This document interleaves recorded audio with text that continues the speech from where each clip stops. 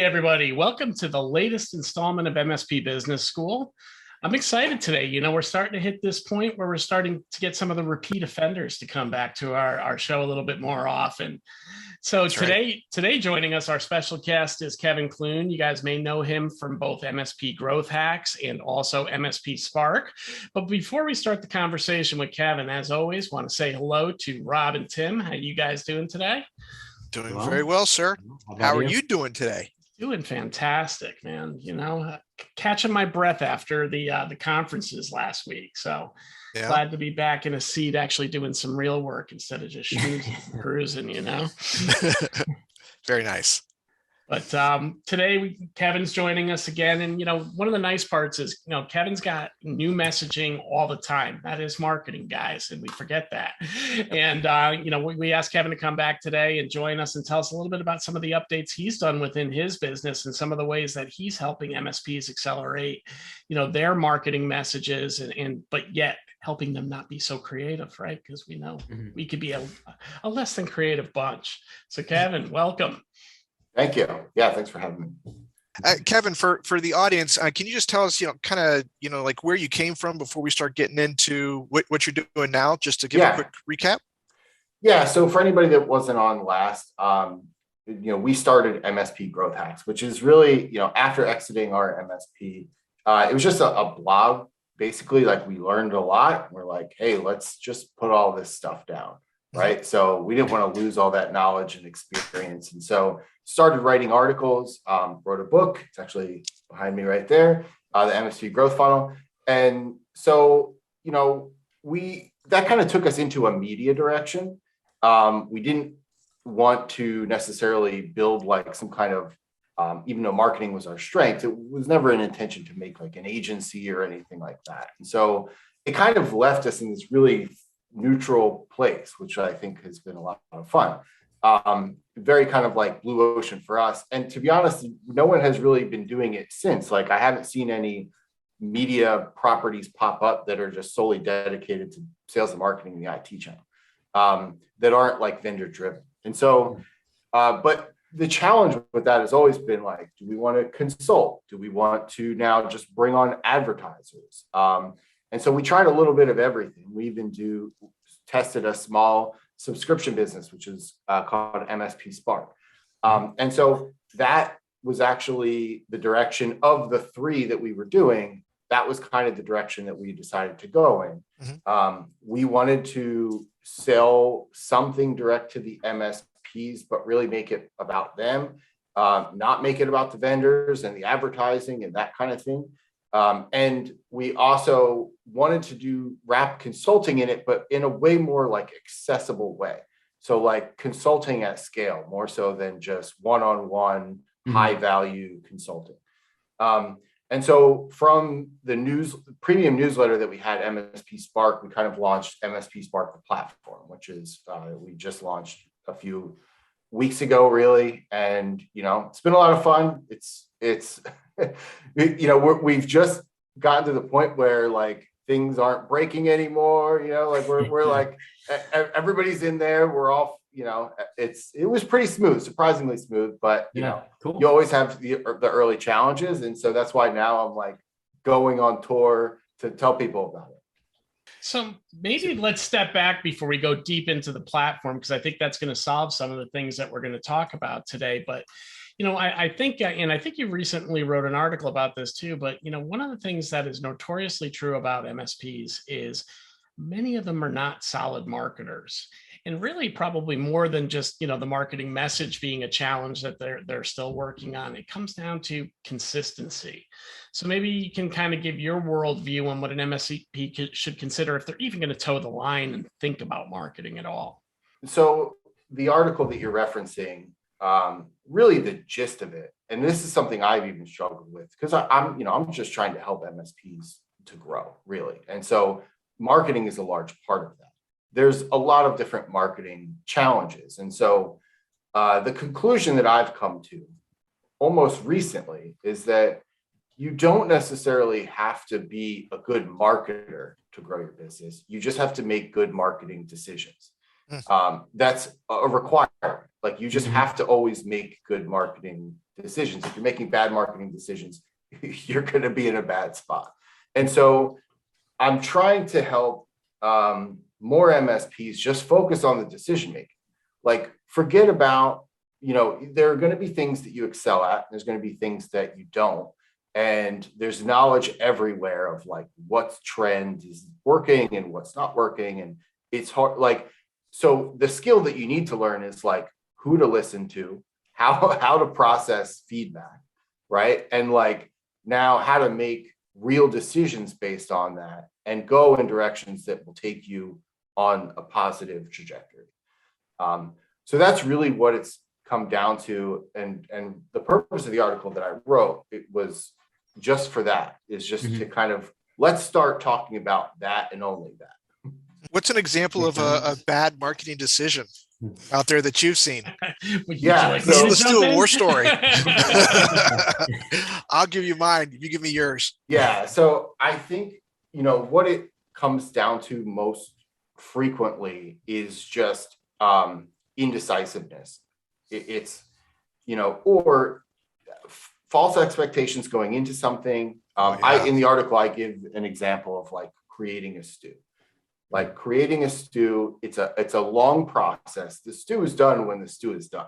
If you say you're going to make it in an hour and it's not done in an hour, because it's not going to be, like, you're going to be dissatisfied with the result. You can't blame the ingredients at that point. You should have had a better process, right? And so that's sort of, there is this thing where, people that don't have patience, they tend to, it's like an easy thing to fall back on. It's like vendors use it a lot. Agencies use it a lot to hedge against their, like, oh, well, there's no results. You got to be more patient. It's a longer process. So I don't blame the MSPs for this, but it's very common where they just are not taking the time to let things develop. And there's such a delayed feedback when it comes to marketing. Similar to sales too. I mean, you have to build a pipeline, right? Like, if you can hit the streets today, you can have a couple conversations, but like sales is more of a tighter feedback loop. Marketing is more anonymous and it's way longer. And so it's hard for someone to understand that. And so that's why we're focusing on like, what are your signals? Like, how are you able to now understand what's going on? You don't have a result yet, but you should still have an idea of whether things are going in a positive direction or a negative direction. Yeah, I mean, we've seen that time and time again, talking with MSPs all over the country for 7-8 years, whatever it's been, 8 years actually this month, as far as OSR is concerned. And I think when there's a lot of serial daters out there, right? There's a lot of serial daters out there where look, there's times where these MSPs, they'll be working with a marketing company and they actually are in a good track, but they're just not patient enough to be like, all right, like the stats are in front of them, but they just don't want to wait. So they jump ship and go to the next one. Then there's another segment where they're 6 months in and unfortunately it's just not working all together. It's a weird industry when it comes to that. As far as the patient side, people jump ship sometimes too often, I think, especially if you have the right strategy in place. I mean, look, the reality is it can take 12 months. It's just the way it is. I mean, I think that's the ticket there, right? They sometimes what I'm seeing out there is twofold. They don't understand the strategy. They're only focusing on the tactics. Right. Just, and they just go from tactic to tactic to tactic, and then not truly understanding the audience. I saw one, and this was probably the worst offender I've ever seen in my life. I was at a coffee shop, a little breakfast diner. And sure enough, on the little the little table mat, right, that you put your food, there was, and they have all the business cards for tree services and plumbers, and there was an MSP sitting right there. Somebody paid for MSP services, and I put my coffee mug right on it. I was like, oh man, I couldn't believe it. That was the worst offender I ever saw about not understanding your true audience. There's been some doozies for sure.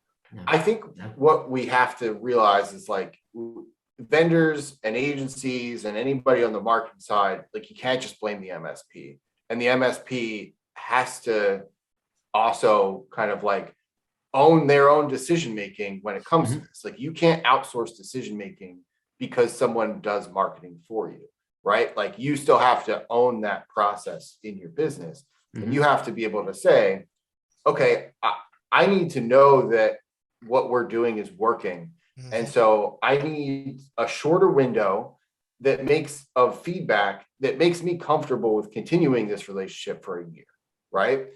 And is it up to the agency or marketing vendor to provide that? Probably not. Like and in the article, I actually recommend, and one of the things we've done recently is like, just hire somebody, freelancer, outsource, to only focus on tracking, right? Like, don't rely on your web designer or whatever, or the person doing your pay-per-click ads. Just get somebody to come in and say, what do you want to learn? Like, what do you want to learn about your marketing right now? I love it. Give me insights, and then pay that person to just set that up for you. And they have no stake in the game, right? So like, they're not trying to twist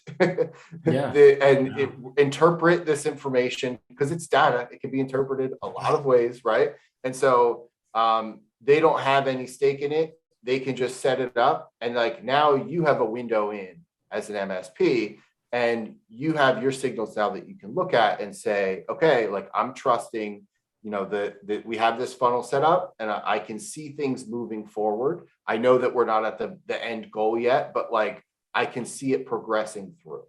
Yeah, and I think you just hit upon a couple different things that we should unpack in what you said there. First thing is, it isn't just one guy, right? And that's one of the biggest challenges I think I see out in the MSP is when they go out and outsource this, they look for this one jack of all trades who tends to be a master of none, that's kind of setting up each part of their world.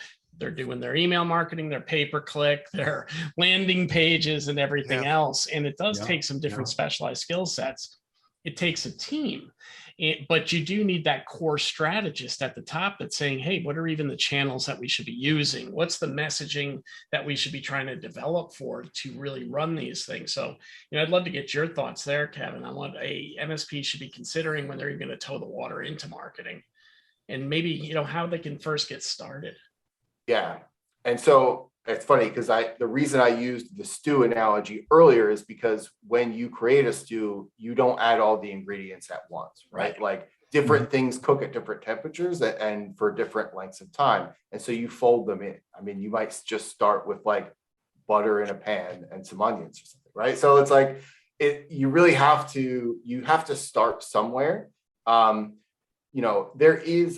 like to tend to like work backwards. Like I think things focusing on like conversion, right? So if I have some kind of like free offer, maybe a newsletter, maybe a lead magnet or something, I love like testing conversion on a small, like highly targeted audience. And then once I prove conversion on that, I like to now say, okay, now all I have to do is find more traffic, right? Pour more traffic. That's more gasoline on the fire. Now you have a list.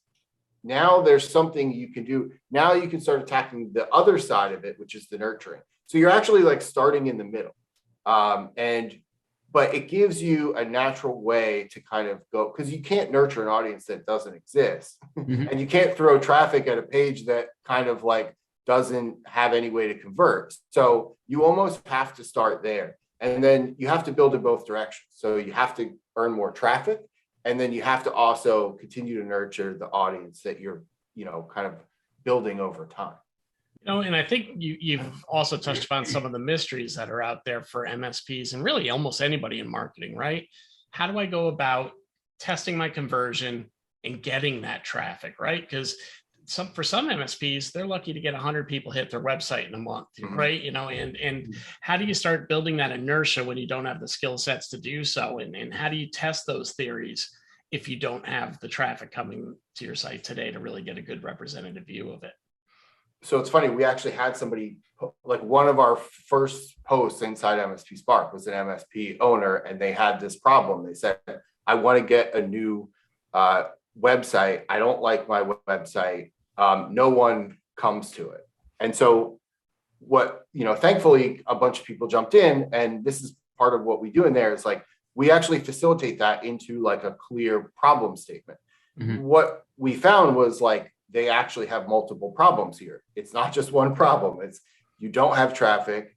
You don't think your website's converting. We need to separate those. And so he got a lot of feedback on how to generate more traffic, a lot of feedback separately on how to now like improve your website, but you can't fix both of those at the same time. Yeah.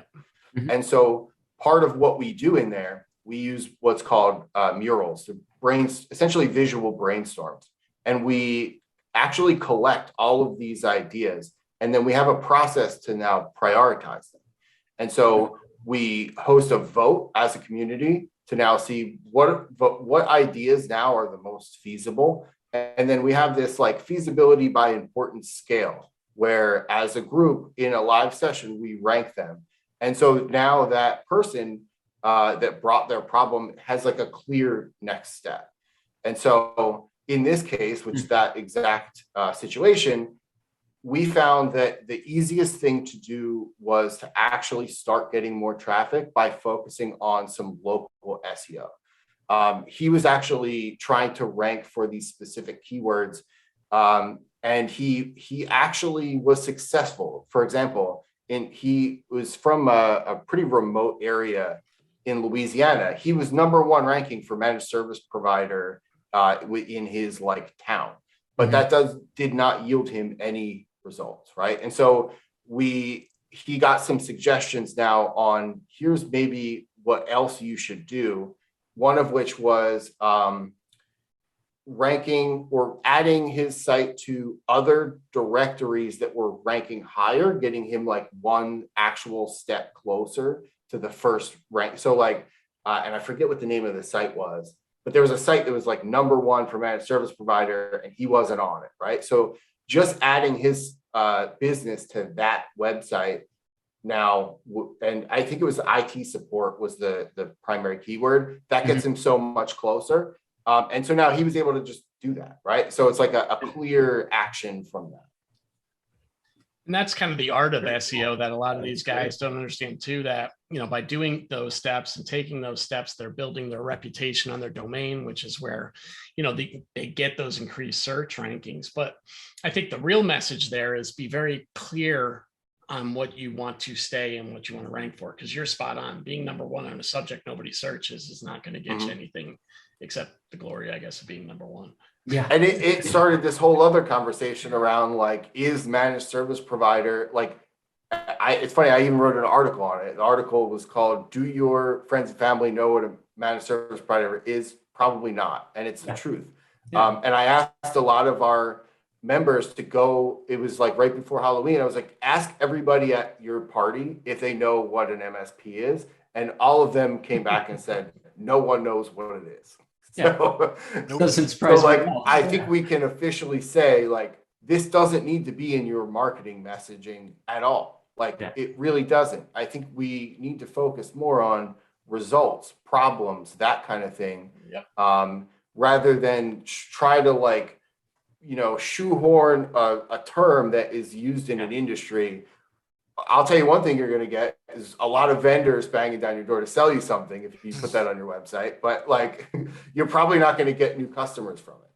Yeah, that's not a natural search term for if you're a 25-person law firm, you're not Googling managed service provider. Like, that's just not the way it goes. I mean, your IT support or outsourced IT or things like that. I mean, computer help. I mean, basic kind of stuff. It just anything. Remember like your audience, right? We say it all the time. When I'm talking to my clients, these are business people with business problems, not business people with technical problems. They don't even know they have technical problems sometimes. Yeah. They're looking for technology to be part of the solution of the business problems they have. So that's an awesome way to put it. All right, Kevin. So I got my SEO shored up now. I've kind of towed the waters here. I'm starting to get a little bit of search results. I'm starting to test some things. What would you kind of recommend as maybe the next step for an MSP to expand and amplify their message? Obviously, content's really important now. it can come in a lot of ways. Personally, I don't even know how much I can recommend this, but I personally believe more in written content than I do in video content.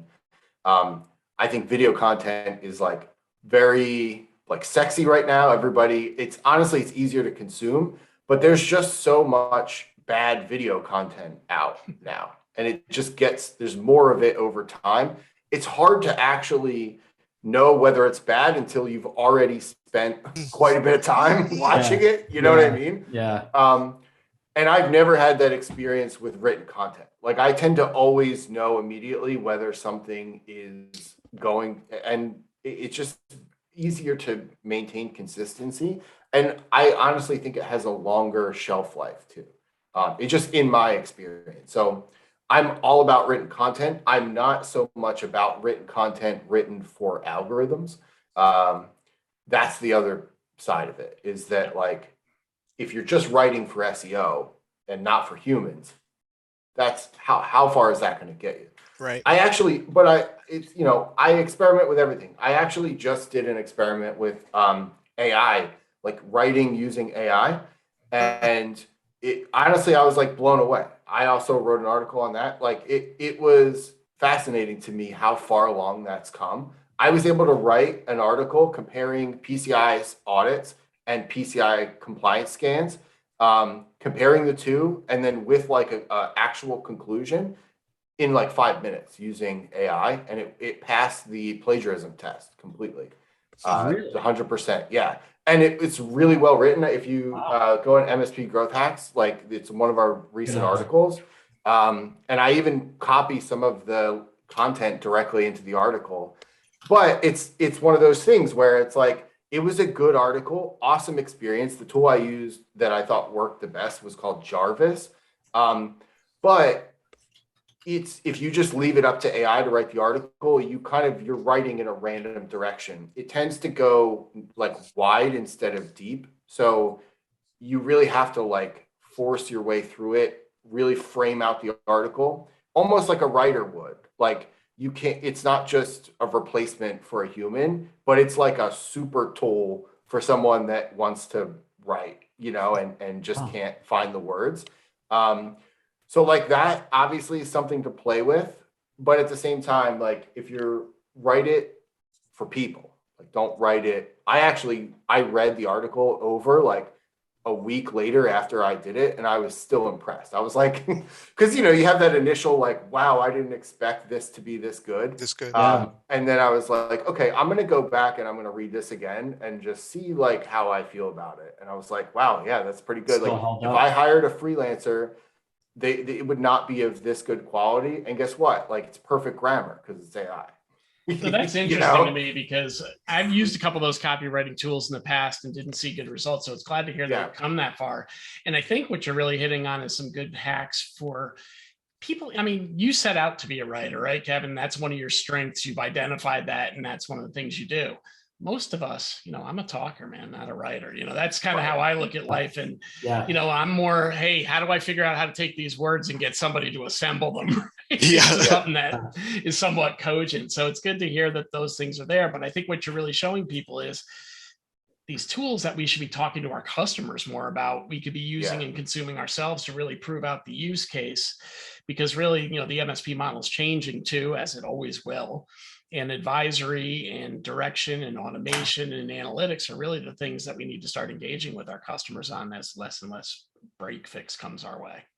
And what you could do is like, you just identified a great kind of like a process though, because for example, when you start this process of writing an AI article, you have to actually type something in, like you have to offer them some bit of information to build off of.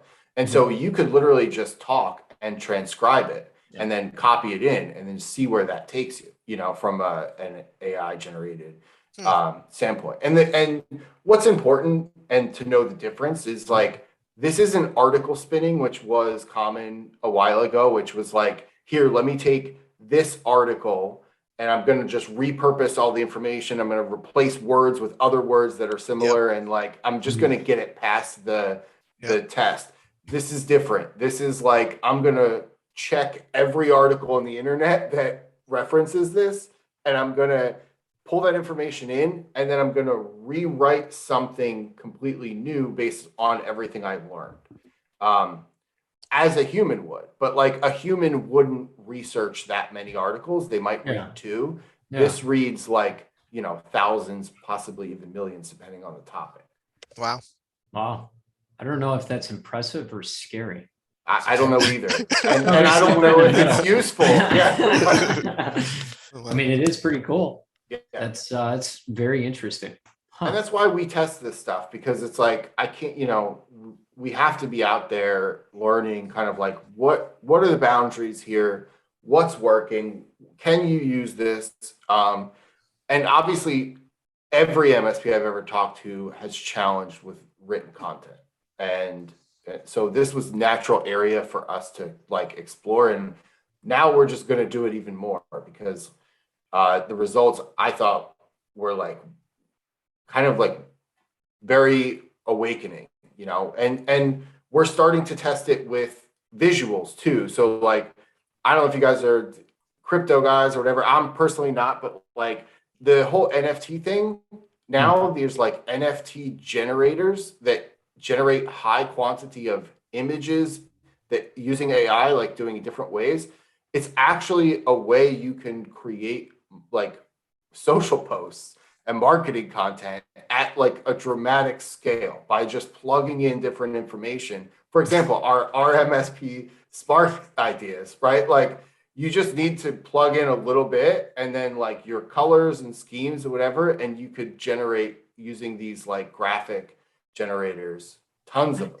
And so we've got to be like experimental with this, but then we try to do it and make it realistic. Like you can, here's how you can use this now. Here's maybe when it'll actually be ready to use like legitimately, and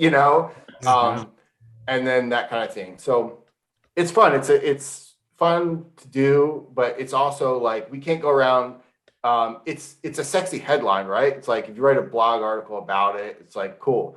But you can't just go out and say like, all right, now everybody has to use AI to write articles, because that's not the right solution. No, and it's not going to carry. It's a tool, right? Right. I mean, we come from a place of, all of us in this industry come from a place of thought leadership, right? So, one of the things you got to look at, I'm sure when these things generate is it saying the message the way I want it represented too, right? And there's those spins that you got to add to it. But I will say this, what you're sharing here, Kevin, is a way for people to get involved quicker, for people that are not marketers generally to maybe get a process started. So then if they bring in that marketing resource or two, those people can ferret through this content and find and enhance those messages to get them out the door. Because I think that's the real challenge most MSPs feel is, hey, how am I going to say something that's going to resonate with my people? And we get so jaded because we all are on the same LinkedIn streams and connected to many of the same resources. And we see those same cyber articles and we see those same things. But we have to remember our customers are not seeing those things. Our customers might have a little bit of that in their feed, but they're waiting for us to produce that stuff because we're the only tech people in their feed. And then they've got their industry crew like we all do. Yeah, absolutely right. And one of the things that I thought led me to, kind of say, okay, this AI thing, maybe this will work, was that sustainability piece. It's that if it's a tool that makes something more sustainable, because what is the number one thing that people struggle with marketing, not just MSPs? It's, I have time this week, but am I going to have time next week to do this again? Or the week after? Or the week after, right? So much like you're focused on improving your decision-making, you're focused on improving your processes. How can I make a sustainable process for marketing that now I can do this rinse and repeat every time I need to, and know that it's going to work, right? And so we just don't do that. MSPs specifically, it's like they go all in, they get energy, they're excited about something, they're going to do it, they put it out there. Maybe the feedback's good, maybe it's not, or maybe there's none. But then no matter what, they go back to kind of old habits of next week, somebody went down, somebody got hacked, and now I can't do the same thing.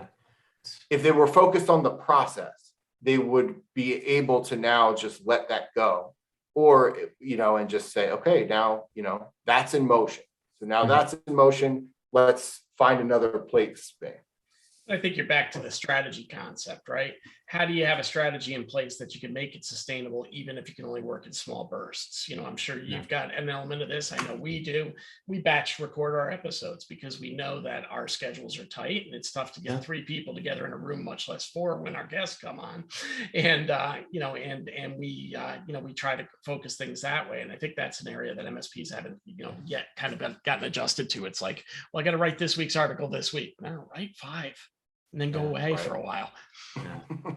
Well, and then, go ahead, Tim. Sorry, I was going to say, not only that, I mean, just using us as an example, I mean, we've been doing this maybe 75, 80 episodes, right? Somewhere in there. Yeah. Is that fair? I think we just released 77 was what came out the week of this recording.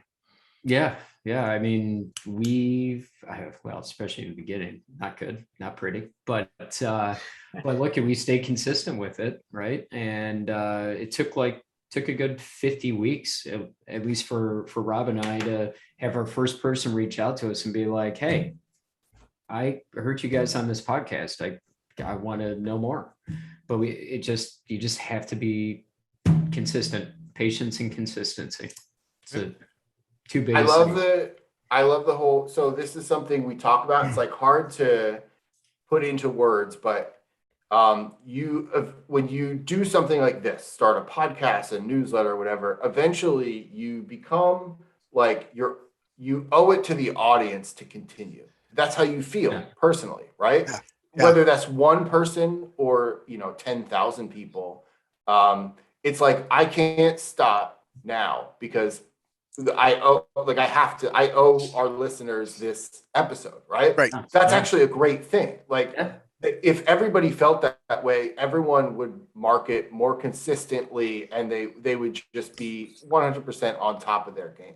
And so how do you get to that point? How do you get to that point where now suddenly you're obligated to put something out? It's tough. I personally don't have the answer. I've always felt that way. We send our newsletter every week, hell or high water. I send multiple emails, it's just, we just have to do it, no matter what, right? And it's just, I feel like if we don't send it, guess what? Nothing will happen. Nothing bad will happen. Well, I think one will unsubscribe. Every time you send one, more people unsubscribe. It's like taking a week off is not that big of a deal, but the motion is just going through it. That's what you're looking for. No, you're spot on. Our producer was talking about not putting out an episode for Thanksgiving week. And I'm like, no, we put one out every week. Yep. That's the way it goes. And more people might even look at it that weekend because they actually have a little bit of downtime. That's the other side of the coin, because sometimes episodes get missed that way. But to answer your original question from my seat, Kevin, I mean, what kept me motivated to do this? Once somebody told me they heard it. Yeah. It really just took that first person to come unsolicited and go, hey man, I saw that and it was great. Because then at least you knew you weren't just doing, it wasn't just me doing it for Rob and Tim and vice versa. It's like a LinkedIn DM or something. Just something, and it's just positive reinforcement. Yeah. We've got a lot of people or a lot of sales organizations or marketing organizations, they tend to have clusters in different peer groups, right? And we're no different. So we got a couple clients because somebody in one of these peer groups was listening to our podcast and they were like, hey, maybe you guys should listen to this. And we kind of spread out. We landed and expanded just in that one peer group. I mean, it was pretty cool. Yeah. It was cool. Yeah, my favorite thing, candidly, is when they know us for the product, and then we tell them they got a podcast, and then they become, sometimes, unfortunately, a bigger fan of the podcast than the product. Don't. But all kidding aside, we've got just a little bit of time left, Kevin. But what I want to do is maybe focus on you kind of sharing a little bit on how you see MSPs using Spark. What are some of the advantages there, and then how they can get Spark and become part of that community as well. Yeah, so first of all, it's mspspark.com, so super easy. There are a few features we started with the marketing ideas, kind of went through that. And so we wanted to we've got like almost 800 of them now that are in the platform. You can pin them to your profile. You can save them for later, like build your little like short list. And then when you use them, you can release them, that kind of thing. So that was the foundation of it, but we didn't want to just like stop there. So we actually have a full on like social network. It's like a LinkedIn style feed. We didn't want to go like the forum route. I feel like that's kind of, there are other places for that. I felt it was more important to just have a more stream of conscious, one funnel to kind of like put things through. And so that's sort of the social component of it. We also have a curated editorial. So just like MSP Growth Hacks, we look for other content that we feel is like similar in the way that they're just, it's not about like pitching product or whatever, like they're out there writing for people, right? Writing for MSPs, thought leadership. So we curate a lot of that content and we actually put it through in a thing that we call the industry wire. And so you can actually, the same way with the ideas, like you can save articles and stuff and reference stuff later. And then the big thing, like the real purpose that everybody's in there, whether they know it or not, is actually the brainstorming. So we've just created this, I would consider it a peer group alternative, because what we do is we just crowdsource ideas. And then rather than just say, okay, here's a bunch of ideas, we have a process that we facilitate to now lead them to execution. And so it's not done within, like, we do have these live sessions, but it's not conversation, right? So we're not sitting there in a room talking about ideas the way a peer group would. We're actually collecting these things. Anybody can log in. We like add a sticky note and add an idea at any time on this idea board, right? And so it's a process now where we can get high volume of ideas if we need to in a certain area. Perfect example is somebody last week chimed in and they were like, member Will, and he wanted to improve his landing page conversion. Pretty simple problem, right? It's like, so when we step in, we say, okay, here we tag all the people that are in there that we think would be able to give the best advice. They'll come in, they give their feedback. It's done in what's called a mural. And so, which is a system for like visual collaboration. And we've actually gone and had experts consult with us like on this process for several weeks to really get it to the point where, we know it's ironclad. And so, and this actually led to now yesterday, we had a live session for Will to process that feedback that he got. So we determined like there were some things, and part of that process is voting on the ideas and then grouping them together to create new ideas. One of which was for Will. He wanted to take that landing page, actually turn it into a video because someone had mentioned that a video idea, and then like make it like way shorter, right? So we kind of compile this, we rank them, and then now Will has like an action plan to now go and change that whole landing page. And so that's really what it is. It's a complicated thing, but at the core, we're just helping people make better decisions. And we're doing it in a way that's like very open to multiple sources of feedback, not just your own. Mm-hmm. It's hard to go to one expert, get feedback, go to another expert, get feedback, go to one peer, get feedback. It takes a lot of time. We do that for everybody, right? And so that's kind of the point is let's get you all the feedback you need. Then let's go over here and let's sort through it and see what we got. Very cool. Yeah, very cool. I'll close with it's really easy to sign up because I just did it while Kevin was talking. Yeah. There you go. Very cool. Well, fellas, we're coming up to the end of our time here. Kevin, I want to thank you for joining us today. And for anyone that is looking to get in touch with Kevin, we will be including his LinkedIn profile with the podcast. You can also go to mspsparks.com if you want to go directly there. And as Brian said, it's very quick and easy to sign up. Before we close, Kevin, Brian, Tim, any closing thoughts? I'll just add real quick. I've seen the weekly emails that come out, and Rob and I have done the paid subscription over the last 6 or 8 months. It's definitely worth getting it for sure. Yeah, I love it. I Really absolutely nice. love it. Yeah. Especially if you have a salesperson on staff, it is an excellent way to create talk tracks for that salesperson and give them an added reason to follow up with that prospect that they've called 15 times, and they don't really have a reason to call them, but they're just keeping on going. So new information. That's very business case. Yep. Totally agree. Totally agree. Yeah, I'll just close with don't quit. I mean, marketing is a process and it takes time, and it's a stew. It's a stew. If you're making the investment, man, just keep rolling with it. All right. Yeah, and winter's the perfect time, right? That's right. A winter stew. Yeah. Let's do it. Do it now. All right, fellas. I really appreciate your time, Kevin. Once again, glad to have you on. Thank you, fellas. All the best. Take care. Yeah. Thanks. All right.